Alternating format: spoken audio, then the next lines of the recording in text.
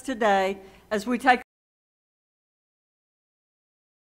a look back at the last year and look ahead to our future. My name is Kathy Webb. It is my great privilege to serve as Ward 3 City Director and to serve as your Vice Mayor. We have much to cover, and I know we're looking forward to honoring our dedicated volunteers to serve on our many boards and commissions at the reception that will be immediately following our program. So without further ado, please stand and allow me to introduce Mr. Leyland Frazier and invite him to the stage to lead us all in the Pledge of Allegiance.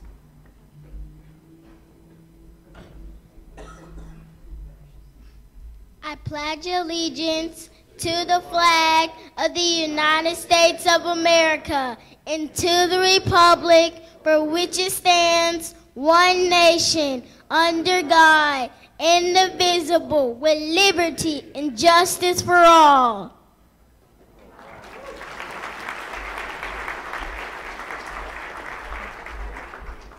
Thank you, Leyland. Great job. Please remain standing or get back up. And welcome Cooper Grodin, who is playing Sam Carmichael in the Arkansas Repertory Theater's Mamma Mia, which is running through April 8th, just down the street in the heart of the Creative Corridor. Cooper? Thank you.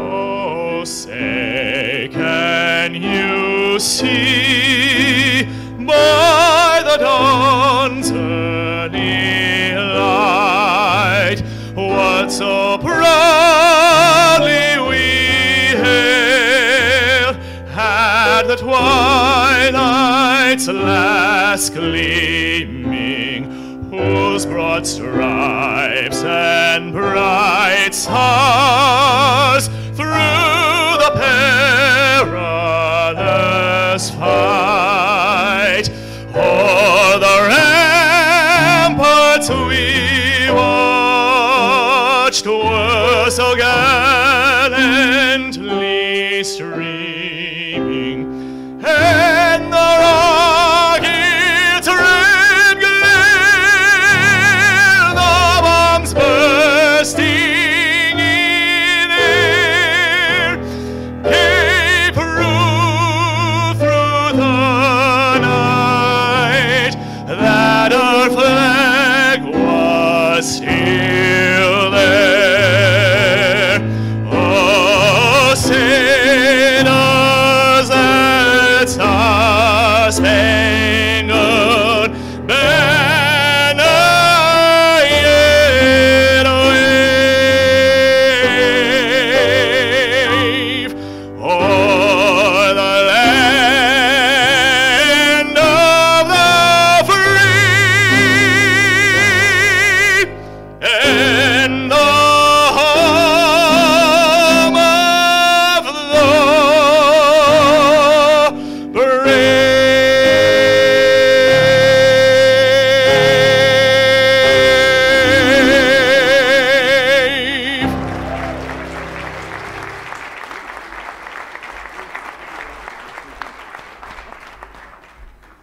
Thank you.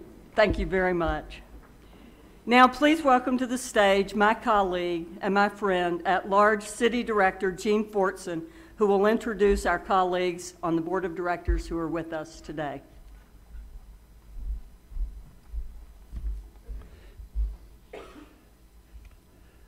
Thank you, Kathy, and I will introduce the directors individually and ask them to stand as I call their names as I introduce them. They'll be introduced by Ward. Ward 1 Director Irma Fingers Hendricks. Director Hendricks has served on the Little Rock City Board in 1993 and 1994. She was elected to her current service in 2006, re-elected 2010, and in 2014. For the past 2 years, she has been on the City Board representative to the Community Housing Advisory Board and has been active in support of many community activities in her neighborhood as a Ward 1 representative.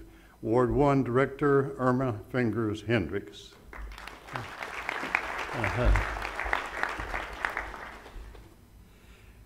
Director Ken Richardson represents Ward 2. Ken is not with us. Ken Richardson was first elected to Ward 2 in 2006 and re-elected in 2014 and again in 2010 and again in 2014. He is a recognized national authority on youth affairs and currently serves as liaison to the Board of Trustees, the Little Rock, or the Metropolitan Library. Second Ward Director, Ken Richardson. Representing Ward 3, you've already met, Director and Vice Mayor Kathy Webb.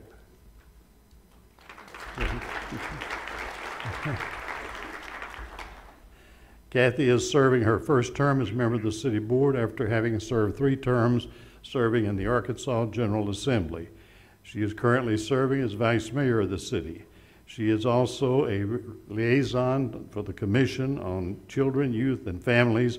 She's also a member of the Executive Director, however, of the Arkansas Hunger Relief Alliance, Third Ward Director, Vice Mayor Kathy Webb.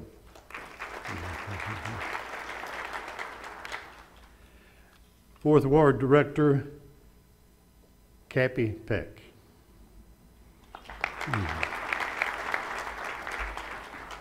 Cappy is the newest member of the Little Rock Board of Directors. She represents Ward 4, where she also happens to live and work, being owner of Trio's, a restaurant located in that area for some 30 years.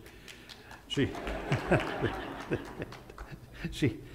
has been the restaurant representative to the Advertising and Promotion Commission, and in that role she served as co-chairman of the Restore Robinson Committee, which resulted in the renovation of the old Robinson Auditorium into this magnificent structure where we are tonight. Please welcome 4th Ward Director Cappy Webb. Cappy Peck. Lance Hines represents Ward 5.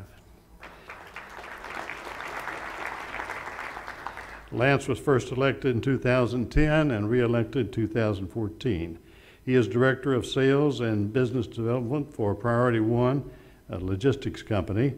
And Director Hines has been actively involved in the Commission on Youth and Families and has been very instrumental in directing creation of our new youth management plan as part of that group. Welcome, Director Lance Hines, 5th Ward. Doris Wright was elected to the City Director in Ward 6 in 2006. Doris was re-elected 2010 and 2014, currently serves as a liaison to the Sister Cities Commission. She's been leading in efforts to help growth in the West Central Little Rock neighborhood, being responsible primarily for the construction in 2016 of the West Central Community Center. 6th Ward Director, Doris Wright. 7th Ward Director, B.J. Wyrick.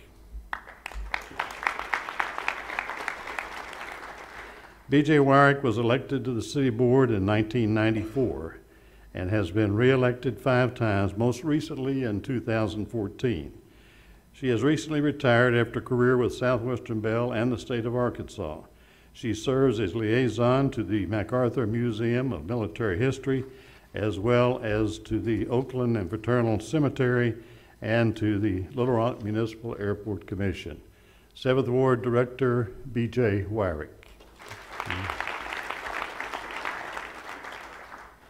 At-Large Director, Position 8, Dr. Dean Compuris. Dr. Compuris was appointed to the City Board in 1995 as an at-large director and has been re-elected to that position another 5 other times. He most recently was re-elected in 2016. Dean was the city's liaison to the Clinton Presidential Library during its construction period and has been active in that area for the Bill Clark Wetlands and many other civic activities. He can be found on most weekends either pruning bushes or planting things in the Riverfront Park. Director Dean Campuris.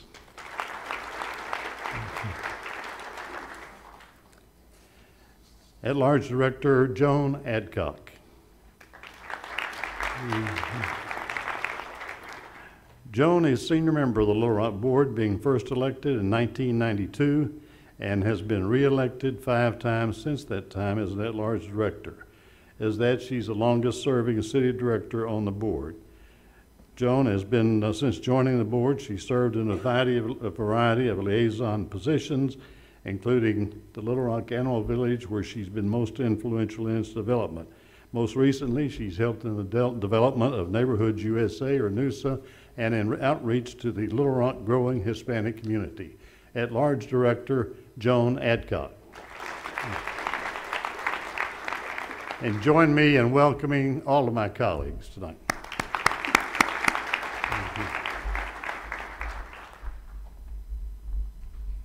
Thank you, Gene. And now please welcome Mayor Studlow's son, John Mark, who will introduce his dad.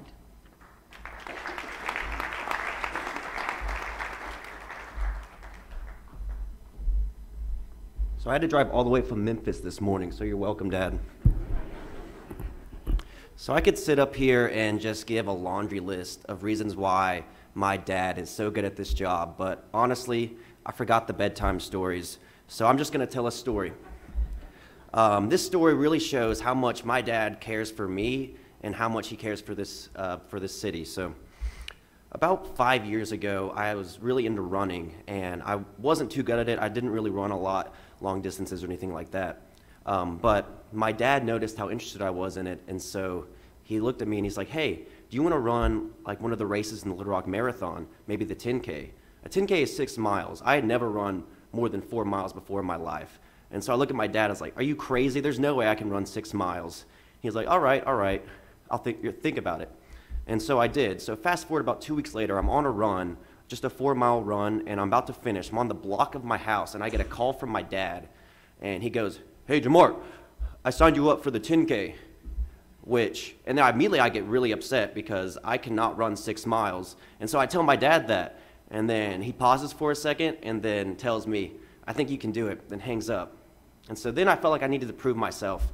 And so I was 4 miles in, and I ran the remaining 2 miles, which equates 6 miles for the 10K. And I ended up running the 10K. I came third in my division, and then that led me on to join the track and cross-country teams at my high school. And then in my junior year, I ran a half marathon.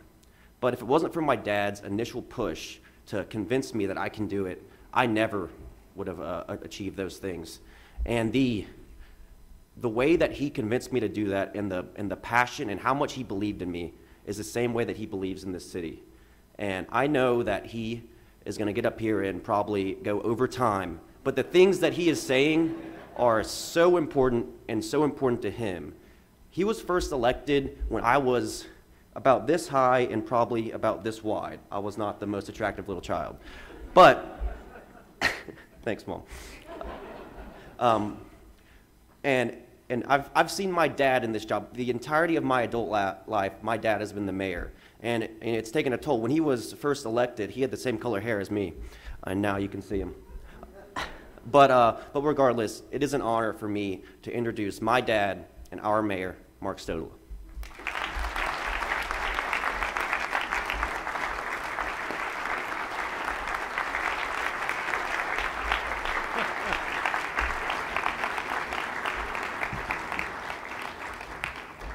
Well, thank you, John Mark. I'm glad you were running that 10K and not me. Well, what a wonderful introduction. I had no idea what you were going to say either, by the way. He scared me a couple times telling me other stories that he thought might work. But I want to say, first of all, to all of you, thank you all for being here this evening. A little different than a luncheon lecture. We wanted to show off this wonderful new facility to those of you who might not have had a chance to be here. And let me just say thank you to Leyland, Leyland is the son of Starla Frazier, who is one of my administrative assistants, and I want to say how great a job you did, Leyland. Thank you so much. You've got a future in politics too, I can tell. Also to Cooper Groden, what a beautiful rendition of the national anthem. It should stimulate all of us to make sure we go see Mamma Mia, that's for sure.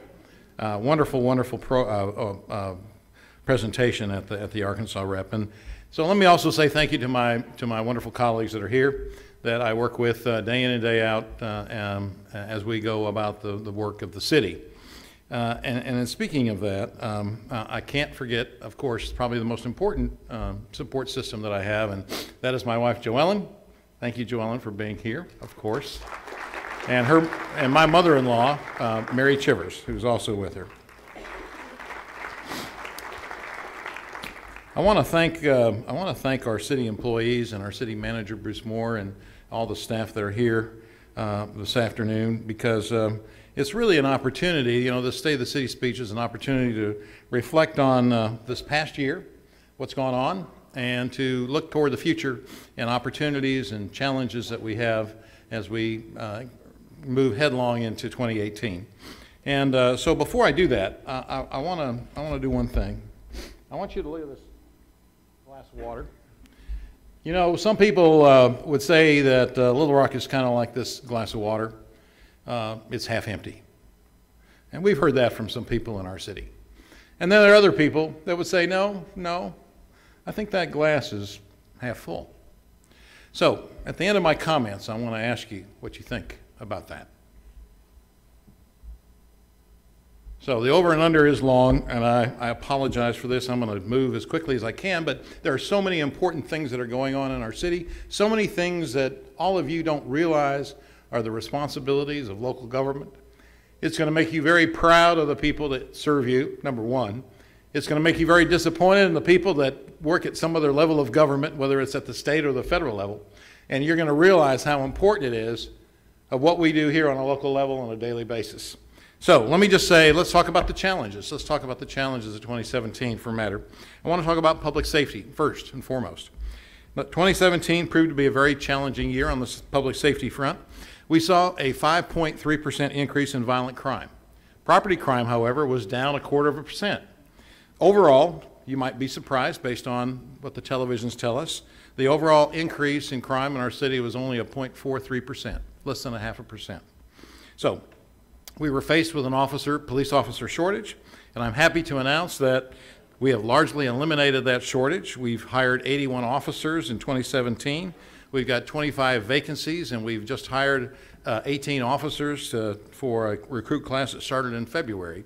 We developed a new and faster recruitment process, and we still reported under 17,000 UCR Part 1 felony crimes to the FBI for 2017. Now, this makes 6 years out of the last 10 years that we have reported under 17,000. To give you a comparison, when I was the prosecuting attorney in 1994, we reported 28,000. So I want everybody to keep these issues in perspective. And by way of, and of course we've had a lot of help in solving this problem. I want to compliment not just our law enforcement personnel and everything they've done, but certainly all of our neighborhood activists and community organizers and our organizations that are helping keep kids out of trouble. Our violent crime apprehension unit was very busy taking criminals off the streets. Since their inception in February of last year, 1,113 people were arrested, resulting in over 2,100 felony charges. 66 stolen vehicles have been recovered and 165 weapons taken off the streets. 253 pounds of marijuana was confiscated, along with hundreds of grams of cocaine and methamphetamine and hundreds of opiate pills. Our joint task force recently made the news, Get Rock, which took 49 criminals and gang members off our streets. And importantly, last year in July, we launched Little Rock for Life, a multi-purposed approach to decrease violence and an action plan to rebuild our community and our neighborhoods. And in addition to our prevention and intervention programs, street teams are engaging young people on the streets, attempting to prevent them from engaging in violence before it starts, and referring them to mentoring, jobs, and training programs. Reentry programs have been expanded in our city, and we have aggressively partnered with Goodwill, with Our House, and the Workforce Development Board on felony reentry programs.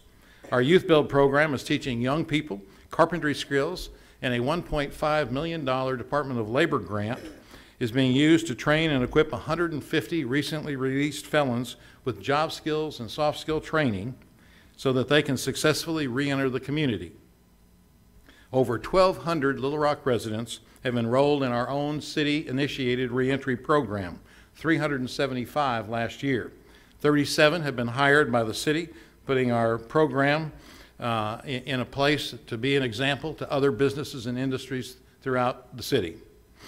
Our AmeriCorps Neighborhood Safety Program is targeting 7 hotspot neighborhoods with safety assessments to make their homes secure.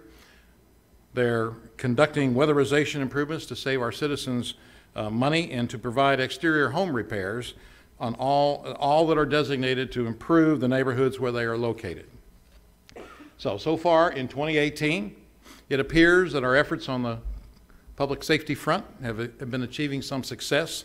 Through March 20th of this year, our violent crime is down 25% from last year, and our property crime is down 21%. That probably deserves an applause. But we all know that education is the key to a good job and a safer community. So what are we doing in the education front?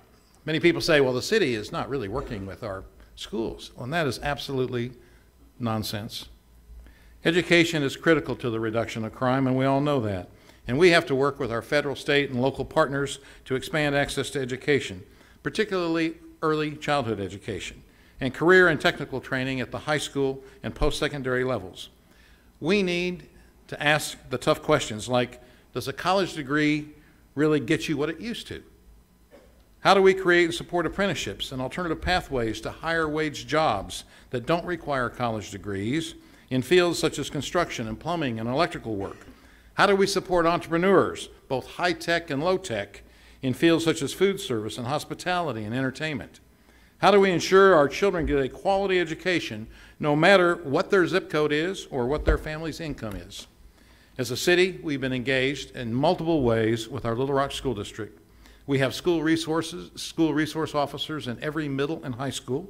We are teaching healthy nutrition and exercise in our elementary schools through our Love Your School program. The city's police and fire departments are teaching future new recruit hopefuls in the school district's VOTEC program.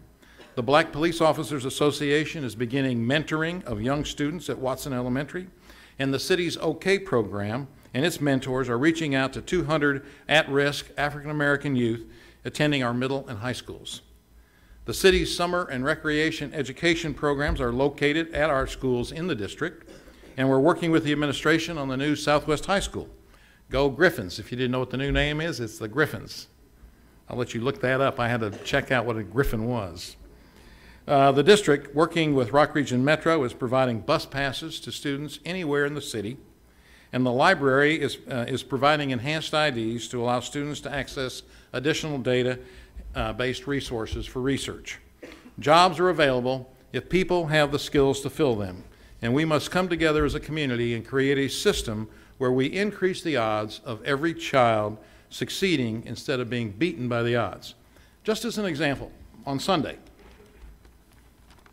in the Sunday paper, this appeared, and it shows hundreds of jobs available right now in the city of Little Rock. Apprenticeships, interns, LPNs, RNs, administrative workers, skilled workers. There are literally thousands of jobs sitting right here on this piece of paper. Now, are our children prepared and equipped to take these good jobs? That is a challenge for all of us in this community. So, the workforce. The workforce is very important. And as we look to the future, it is important that we focus on workforce readiness in the present tense and the job needs of not only just now, but in 2030, in 2040, and beyond. Much of my time as president of the National League of Cities has been spent on the issue of the future of work. and how, as mayor and as a city, we can ensure our citizens possess and are equipped with the skills and know-how to give them meaningful opportunities in life. As president of the National League of Cities, we in this city have the benefit of some of the best thought leaders in the country. The future of work really breaks down into three areas. While unemployment here in this city is only 3.8% overall, within that number, particularly with our people of color, the unemployment rate remains in double digits. The area that represents the biggest missed opportunities and often contributes to the largest challenges in our community are the hundreds of what we call opportunity youth, those that are not in the workforce or enrolled in school, coupled with the adults who need to be re-engaged in school. They need to be reconnected to the workforce and given a chance to advance beyond their low-wage jobs that can't cover the rent or put enough food on the table. The second area concerns education and career and technical training and retraining that will build the skills our community's employers demand. The current workforce is aging out, and there are not enough skilled workers available to take their place. And finally, the third area are the jobs that embrace the technology advancements, automation, artificial intelligence, and the shared economy that we all read about in the headlines.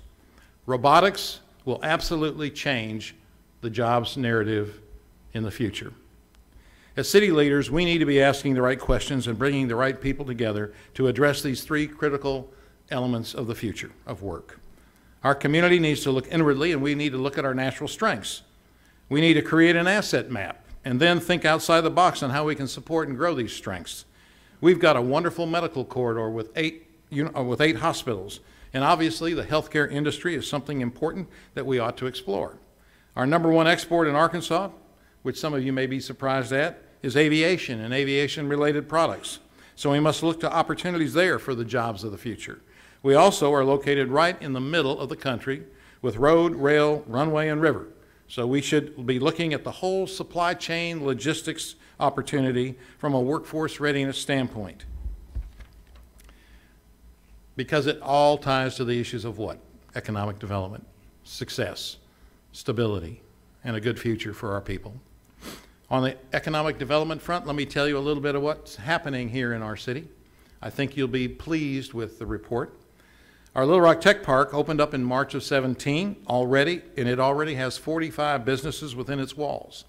The $10.6 million Phase 1 has been completed, and Phase 2 is in the design phase. The Venture Center's FinTech Accelerator has been a stellar success, and we are looking forward to the third accelerator that starts in May. We are partnering with one of Little Rock's great companies, FIS, which provides banking software for 80% of the banks worldwide. Last year, over 300 startups from around the world competed for 10 coveted positions in the accelerator. In fact, this is very pleasing to me, and I'm sure it will be to you. The fintech businesses selected, 4 of the fintech businesses selected, loved Little Rock so much that they've elected to move their offices here from places such as New York, St. Louis, and Atlanta. One of these companies, Bond AI, which provides a financial growth platform that uses conversational artificial intelligence, decided to relocate its headquarters to Little Rock. Why? Because they love the wealth of resources here, the talent, the social amenities, and the support they have found here. Speaking of loving Little Rock, 2017 saw the launch of the Love Little Rock Economic Development Campaign, which the city was an integral part of. As an outgrowth of the nationwide feeding frenzy of exorbitant incentives offered to Amazon by 238 companies across America, Little Rock ultimately decided to go another way, sending a Dear John letter published in the Washington Post, owned by Amazon CEO Jeff Bezos. Little Rock touted its quality of life amenities, our talented technology workforce, and our ease of commuting as attributes which, frankly, 50,000 employees would really screw up. However, we left the door open, closing the letter with the following. If another expansion opportunity comes up and you're ready to join in the visionaries, dreamers, romantics, and idealists who know that bigger isn't always better, give us a call. We would love to find a way to make us work out. Now, Some people in the city just didn't get it. And I must tell you, they must be living under a rock. We received rave reviews from economic development consultants across the entire country. We received over $2 million worth of free publicity, over 870 separate articles, and an audience exposure of 1.5 billion people. Most importantly, we sent out our new website to economic development consultants throughout the country. And guess who checked out our website?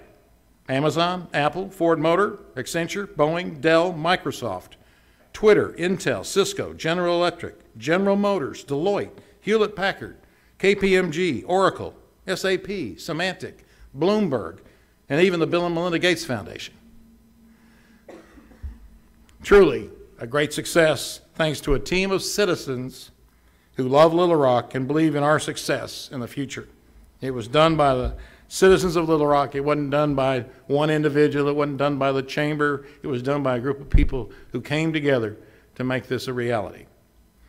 Now, over 102 businesses and industries have become financial partners with Little Rock in the MetRock Now partnership, which has led to the recruitment and expansion of Wellspun Tubular, all-weather insulated, Ace Glass, Ring Container, just to name a few. And our economic development efforts this past year have resulted in 1,100 new jobs and a new payroll of $47 million.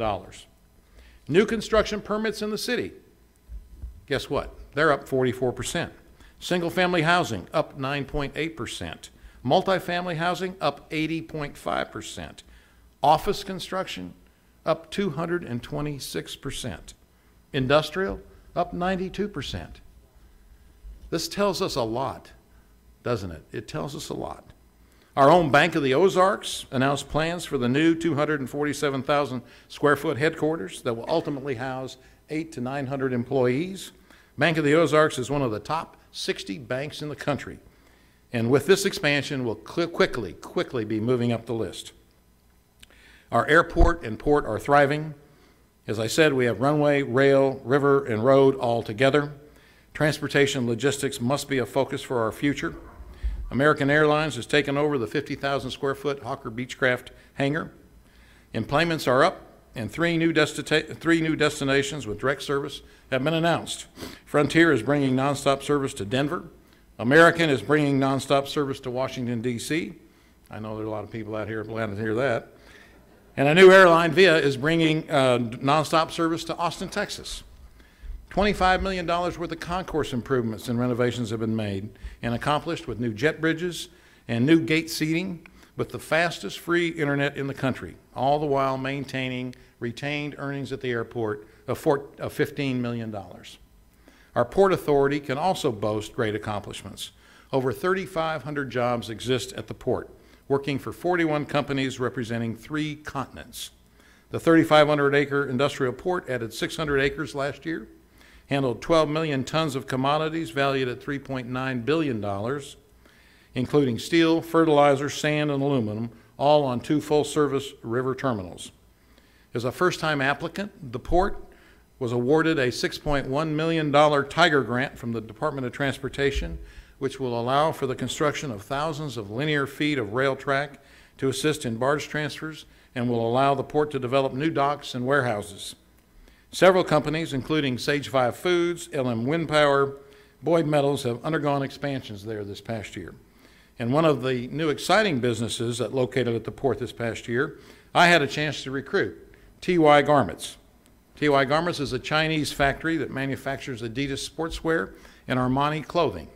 This foreign direct investment of $12.5 million into our city will be employing 450 employees. I want to spend a moment, if I could, talking about our aging infrastructure. In my role as president of the National League of Cities, I'm in a position to speak out about a very important issue for Little Rock and indeed for our nation. It involves our aging infrastructure both locally and nationwide. In many places, our nation's infrastructure is structurally deficient, nearing the end of its useful life or failing completely. Whether it's tragedies like a bridge failure and collapse in Minnesota that led to the loss of life, or lead pipes in Flint, Michigan, or the replacement in Little Rock over the last 3 years of 4 major bridges, including the Broadway Bridge, the Arch Street Bridge, the Roosevelt Bridge next to the fairgrounds, or the planned I-30 bridge replacement, the infrastructure of 100 years ago is in serious need of repair or replacement. In the city of Little Rock, the city itself is spending $172 million over the 10-year bond project for street and drainage improvements. And yet we know we have more than $1 billion worth of needs. That means that conservatively we got $800 million. We don't know where we're going to get it from. Reliable roads and transit are critical to our residents' safety. Their safety to go to work, their safety to go to school. And we know that reliable water and sewer systems are critical so that citizens don't have to wonder whether it's safe to drink water from the tap. The Society of Civil Engineers gives U.S. infrastructure a D-. And who is bearing the brunt of the cost of maintaining and improving these systems? Well, it's you, the citizens of our city.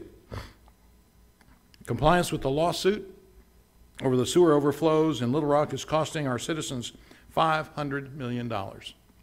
Water rate increases have been required to replace 100-year-old water mains. Annually, CAW is spending $2 million when they know that $10 million is really needed. And to meet these needs and other capital needs, we have passed local sales taxes, we've issued and reissued local bond issues, we passed dedicated millages, tourism taxes, and we've developed improvement district assessments. Yet this is not enough. So nationwide, cities have turned to the federal government during the past year, asking for a true partner.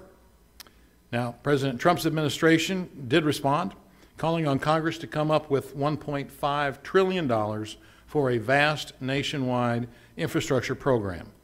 It calls for $200 billion to be set aside as a match to state and local government projects. Now, no one knows yet where the money is coming from or how much will come from the federal government, state and local government, or the private sector in some form of public-private partnership. But one thing is certain, the first infrastructure marker of $21 billion is in the budget bill that was just signed into law last Friday. Based on my conversations directly with the President's lead counsel on infrastructure, DJ Gribbin, the money will be made available to cities and counties and states directly.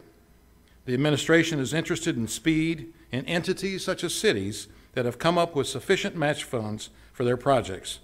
While the exact percentage match is still being debated, it is clear the government is willing to bring this new money as match to the table. So the opportunity for cities to find new match money from the federal government is now, and the opportunity for our city, Little Rock, to find new match money is now. It is time to think big and to be creative. Therefore, I am announcing today that in the next few weeks, I will be calling together our major municipal utilities, our airport, port, and other commissions of our city, and our capital-heavy city departments, along with our business sector departments, to do just that with regard to capital projects, to think big and to be creative. Now, what do I mean by being creative? I'm hoping that you'll add some additional thoughts to this, but let me give you one idea. Cities have typically have untapped assets of significant value, of great potential for income generation. A lot of us don't even realize that or think about it, but it's been done in other cities around the country occasionally, and clearly it's been done overseas. In many instances, we're totally unaware of these assets. We don't realize the potential value that may exist there. And we are not leveraging these assets to their full potential, trying to earn a return on those assets. So what we need to do here is we need to inventory our assets as commercial or policy assets. And the policy assets should be set aside.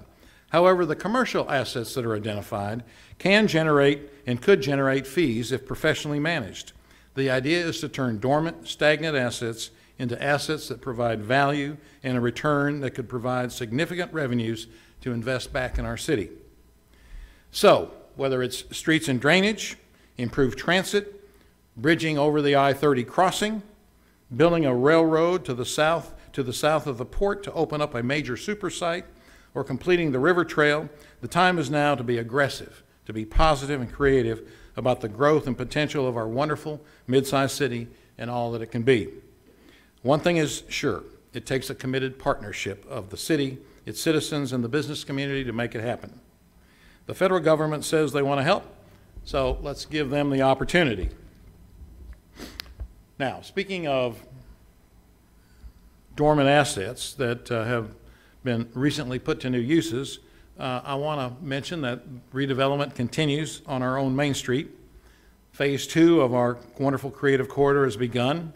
I know you've seen the restaurants that have located along Main Street. We got 3 new ones that are coming in the 300 block.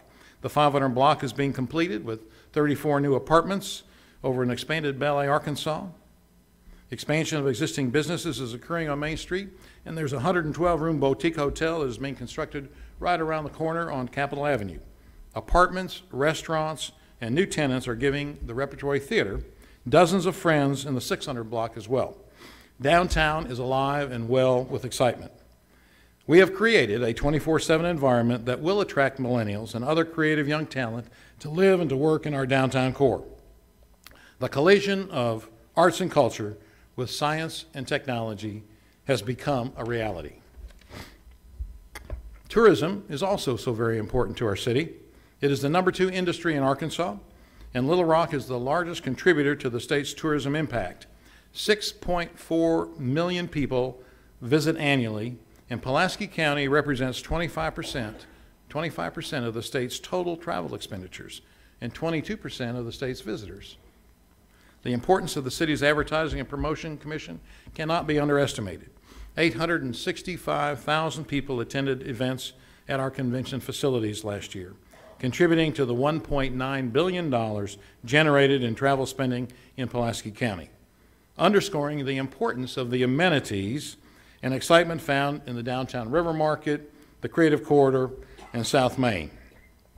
City-sponsored events such as the Farmers Market, Jazz in the Park, Movies in the Park, the new event locally labeled that highlights our growing craft beer industry, along with a new television show called Chop the Rock, along with our military concert series and Second Friday Art Night, are all things that make for exciting downtown events that our citizens are flocking to.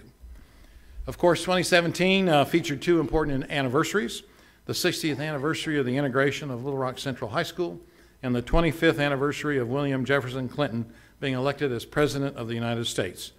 Activities like this bring in celebrations and positive national media attention to our city. The ticket sales here in Robinson Center and the concert hall have doubled, and of course this Robinson Center and concert hall have very proudly received LEED Gold status for its sustainable green building construction. Our Little Rock Zoo continues to be one of the largest attractions in the state, bringing in over 300,000 visitors annually. And this year we will be able to literally see what we call the pride of the zoo, with the 2 newly acquired lionesses in our upgraded lion exhibit. Recently, the Arts Center unveiled the new design for a $70+ million upgrade of the museum, art school, and children's theater. Managed by a commission of the city, we are so excited about this 21st century vision of a futuristic expansion that blends the new with the old. Most importantly, the new building and expanded galleries will allow a wonderful Arkansas Arts Center permanent collection to be viewed by thousands. I am confident that our new Arkansas Arts Center will rival Crystal Bridges, demonstrating that our own Central Arkansas culture is extremely healthy. And sprinkled throughout our city, you will see several beautiful sculptures in such places as Chenal Boulevard in West Little Rock, sculptures at our library locations, sculptures in Midtown at Central High School, sculptures up and down Main Street, and a truly, truly magnificent sculpture garden in Riverfront Park that, along with the rest of the park, boasts 90 works from artists all over the country. This is one of the many reasons why Little Rock was recently named by U.S. News and World Report as one of the top 50 best places to live in the United States. Now that's a positive thing, one of the top 50 best places in the United States. We came in at 38.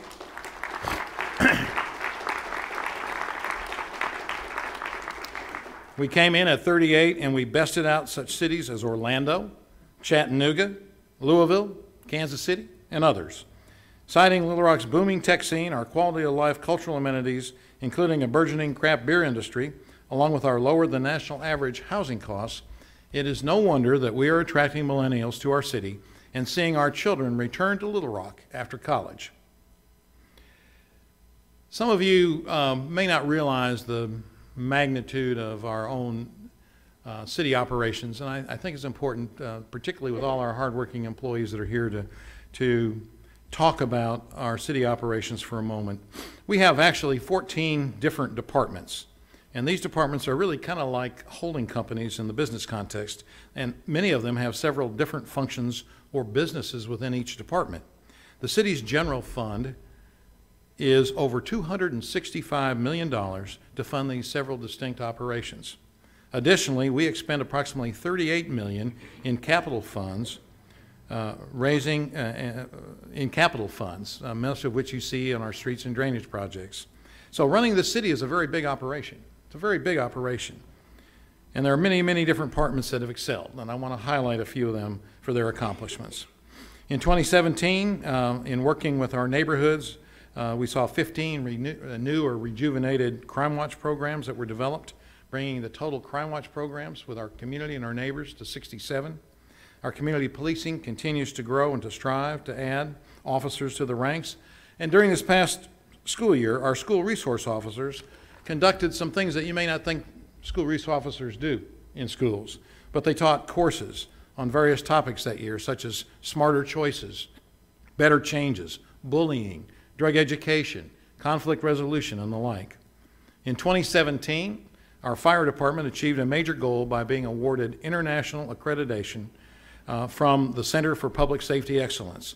The Little Rock Fire Department becomes the 57th fire department out of roughly 30,000 in the nation to receive both an Insurance Service Office ISO rating of Class 1 and the International Accreditation designation. Now, these highly acclaimed designations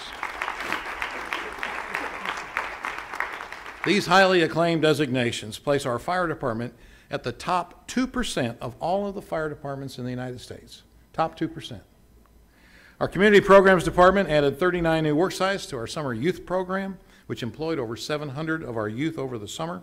And those that participated were given some of those first understandings about what it means to have a job.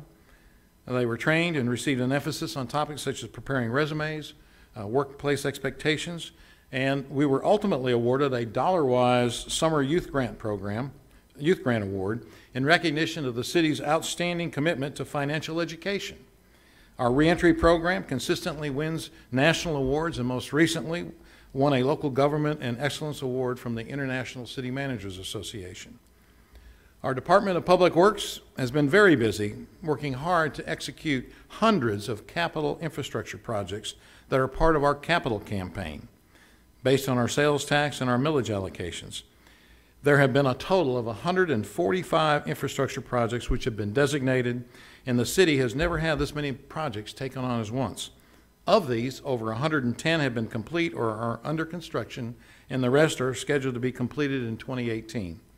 We will be going out this spring for the 2019 through 2021 projects, and I am happy to announce to many of you who are interested that we are highly optimistic that the Canis Road project will begin construction before the end of the year, 2018.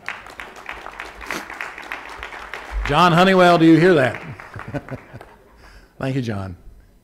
I got an update from him this morning just to make sure I could say that.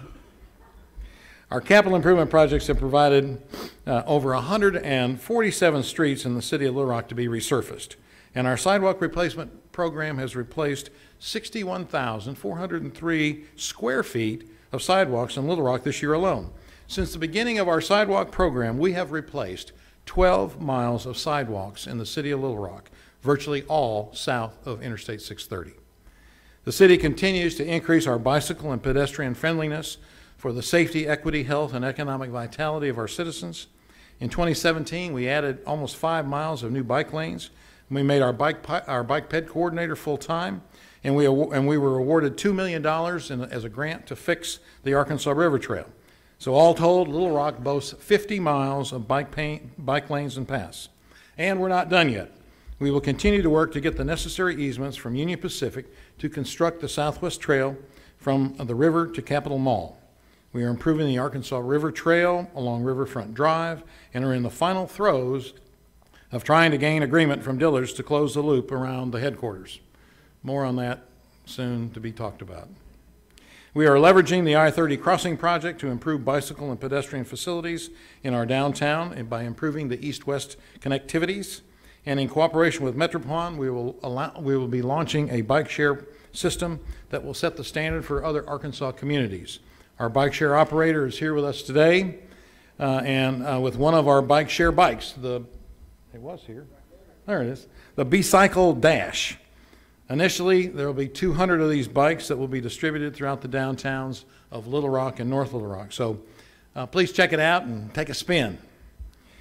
You can learn more about this program at our 9th Annual Sustainability Summit that will be happening right here tomorrow morning with Portland Mayor Ted Wheeler as the keynote speaker.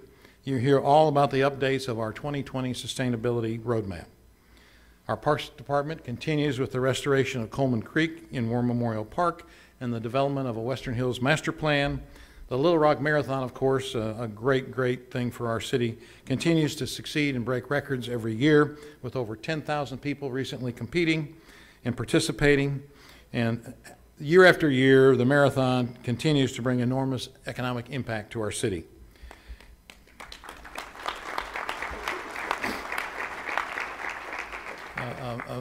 Especially dear to Director Adcock's heart, our Animal Services Department adopted, rescued, sent for transport, or returned to their owner over 3,200 animals last year. And they celebrated their 10th anniversary to the joy of citizens who come to the Animal Village and find a wonderful pet that becomes a part of their loving family. On the technology front, our new Performance and Innovation Coordinator has worked with our IT department to provide useful data on the city's open data portals and has met with many organizations and neighborhood groups to explain how to use those portals. We now have so many different data sets available to the community that will allow full transparency of our many city operations. Other cities in Arkansas and in the United States now look to the City of Little Rock's efforts and improvements in this important, vital area. You know, community outreach is very important as well. And I want to make mention that as a longtime activist in the city myself and as a previous city attorney, prosecuting attorney, and of course as your mayor, I understand that our neighborhoods are the heart of our city, and this year we continue to provide a number of efforts that focus on our community outreach. I want to take a moment to thank Neighborhoods USA, our local NUSA organization, and our Neighborhood Connections and our Housing and Neighborhood Programs Department for the exceptional job they did at the inaugural Neighborhoods Appreciation Banquet earlier this month. Our housing rehab program is helping to spur investment in historically disadvantaged neighborhoods through investment by the city and through our land bank, an effective tool for fighting blight in the city. And it continues to grow and mature with 91 lots re-entering into commerce. In other words, people paying taxes on the lots, and another 27 acquired. Our Community Development Division continues to do a fine job aggregating community development block grant funds, home funds, and other federal grant programs to make a huge impact on the citizens here in Little Rock. These programs assisted over 8,000 individuals in 2017 with such things as home repairs, wheelchair ramps, health services, and emergency grants that can renovate a home. And we are also continuing to revitalize the 12th Street corridor. We have seen more than $40 million invested in the new area since the Jump Start began. And I am optimistic about the potential leveraging that we can with the proximity that we have to our medical corridor to the neighborhood south of Interstate 630 with the Invest Health program that is developing a live local, work local, buy local medical collaborative. We enjoyed a banner day in Southwest Little Rock when Arkansas Children's Hospital opened up its Southwest Little Rock Community Clinic, which brings care closer to the home of many Little Rock families and offers a bilingual staff to make Spanish-speaking families feel welcome. It's located on city property, and the clinic enjoys the Southwest Community Center, the police substation, the Pulaski County Health Unit, the D. Brown Library, as well as all of the Southwest Little Rock resources, and they're all within a short walk of each other.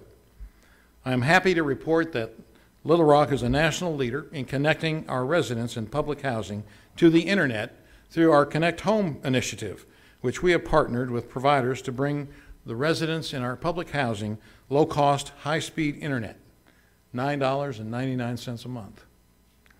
The city has helped to provide the hardware. We placed over 100 computers in public facilities, and we have had over 300 citizens complete a digital literacy training program. We know that connectivity to the internet is vital in looking for jobs and in closing the homework gap. And we continue to improve our delivery of services to individuals who are experiencing homelessness. It's been in the paper quite a bit lately. You know, I want to tell you that this issue is a particular labor of love for me. Soon after I became mayor, I felt we had an obligation to do much more for our homeless. And having been rejected at least a dozen times by neighbors and neighborhoods on potential sites, we finally were able to find a location where we are over now on Springer Boulevard. And I want to tell you that it's called Jericho Way. We didn't have a name for it at the time, and I remembered some of my Bible teachings about the Good Samaritan. And so I started doing a little back research, freshed my mind up about it, and learned that the Good Samaritan was traveling to Jericho when he met the people who were homeless, hungry, and needed clothing.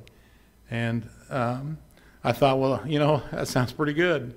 I think we'll call it Jericho Way. So, since that time, I'm proud of the work that's being done by Mandy Davis and her DePaul USA team, including many, many volunteers.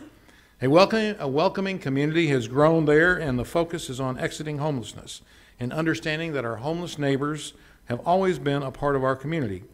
Jericho Way has helped over 392 individuals reach greater housing stability. They serve about 7,500 clients each and every quarter. And I was glad to help secure a generous donation to help with the expansion of the facilities to the downstairs that brought in additional showers, toilets, sinks, washers and dryers in a renovated basement. And I am thrilled that the project's on the horizon as we seek to add housing near Jericho Way. We're working on some permanent housing near Jericho Way with large private donations secured by generous donors who are seeking to give back to the community. There are plans also actively underway to put a medical clinic in the facility's basement, a 5-day-a-week, 8 to 5 medical clinic. So our homeless service advocate continues to work with some of our homeless service providers, and I am encouraged that we are now providing distribution of informational pamphlets to our homeless citizens that are being done by our Little Rock Fire Department firefighters and our police officers when they come in contact with the homeless individuals.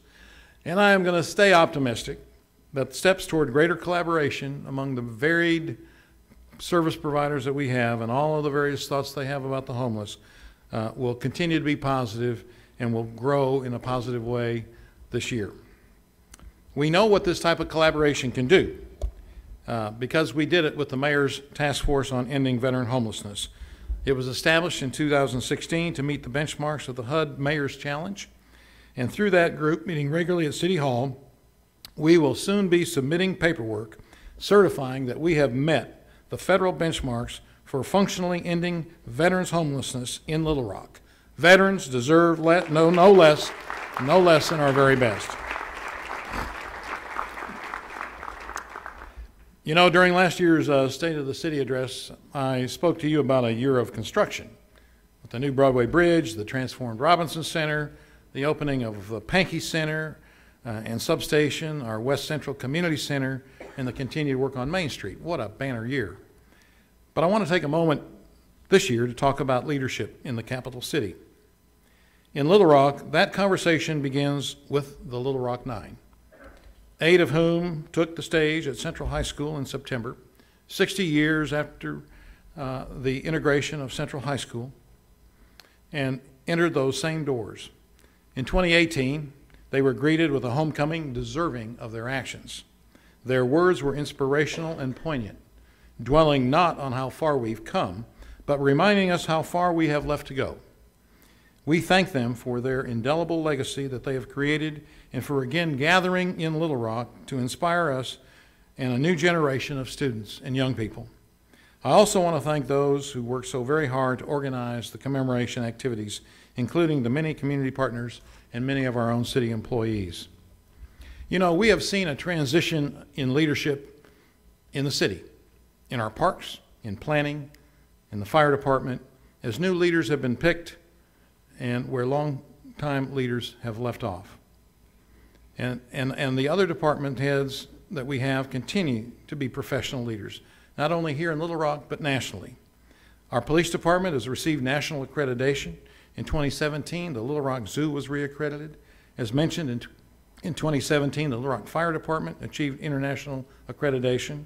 Our Parks Department is nationally accredited, and our Finance Department received the Distinguished Budget Presentation Award from the Government Finance Officers Association this year.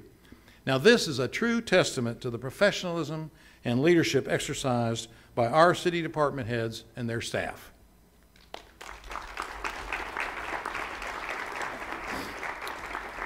Last April, Little Rock served as host to hundreds of professionals from throughout the country at the National Forum for Black Public Administrators, Forum 2017, an organization that helps develop leadership skills for many of our employees, and that our own city manager, Bruce Moore, served much of last year as president. And this summer, hundreds of municipal leaders from across the country will make their way to Little Rock as we host the National League of Cities Summer Board Meeting and NLC University. I am proud to have been elected president of this organization, and I'm humbled to represent you at that level and to elevate Little Rock into the middle of the national discussion about the future of cities. I think they're getting a little tired of me bragging about our city, but they're going to have to put up with it for a while longer. You know, we advocate on the national level, and when we do that, there are real implications locally. Sometimes we get focused just on what happens locally and don't realize the impact of what happens at other levels. But we saw recently how important this was with the tax reform legislation, the savior of municipal bonds and private activity bonds, where programs like CDBG, Tiger, HUD vouchers, and law enforcement grants were preserved and even expanded in this recently passed omnibus spending bill. You know, leadership doesn't always come by elected office or title, and I want to recognize the many community leaders out here that we have that continue to lead initiatives surrounding the empowerment of our youth, working every day, often unnoticed, and to help keep our neighborhoods safe. We will continue to work as a city to better support you. As a city this past year, we embraced exceptional leaders that serve on the new USS Little Rock. As I told the thousands gathered at her commissioning in Buffalo in December, a very frigid day, I might add, it went as follows. I told them, "It is the crew who will man this vessel that bring true honor to our city's name. You come from all walks of life and all areas of our amazing country, united in your dedication to protecting America and all that she stands for. As you and those who come after you sail, you can be confident in knowing that the thoughts and prayers of the great and gracious people of Little Rock travel with you." Today is about recognizing leaders in their own right. And those are the ones that we have here tonight with our city boards and commissions. I want to thank you for lending your time and your talent and your energy to our boards and commissions. We could not do all that we do as a community without you. Thank you.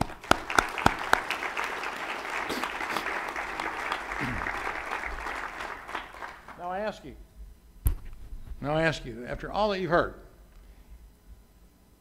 is this a glass that's half empty? Is this a glass that's half full? Yes.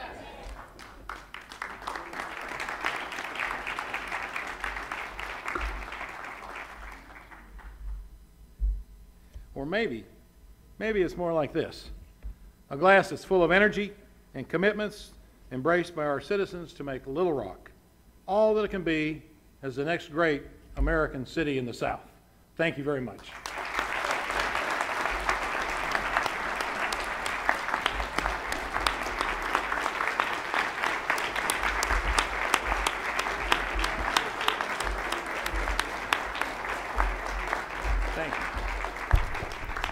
Now let me call on one of those past leaders of our Parks and Recreation Department, the Reverend Truman Tolfree, for our benediction. Thank you so much, Mayor Stoddler. You know, I don't know, after that ending, we may have to ordain you as a preacher, okay? Let us all bow our heads. Heavenly Lord God, as we come this evening, as always, we come praising and magnifying your holy name. We praise you because we realize that you and you alone truly are worthy to be praised. We magnify you because we've come to realize that you are larger than any problems that we could ever have. You are larger than gun violence in our schools and in our communities. You are larger than spousal abuse in our homes and in our families. You are larger than dysfunction in our government. For that reason, Father God, we lift up Mayor Mark Stoddler this evening. We lift up our city manager, Bruce Moore. We lift up each member of the City of Little Rock Board of Directors. We lift up each department head. We lift up each city employee as they endeavor to deliver the services that make our cities run efficiently. And now, Father, even though there may be differences of opinions, there may be differences of philosophies, in those things that face our cities, that make our cities better, we're asking that all of our administration come together on one accord and speak with a voice of solidarity that will make us a better city, that will make us a better people. Right now, in the name of the triune God, who's able to do above, exceedingly, and beyond anything that we could ever dream or think of, and let everybody say amen, amen, and amen. And because we are in the midst of Holy Week, if you will allow me to say, turn to somebody and give them a holy hug and tell them you love them. Amen.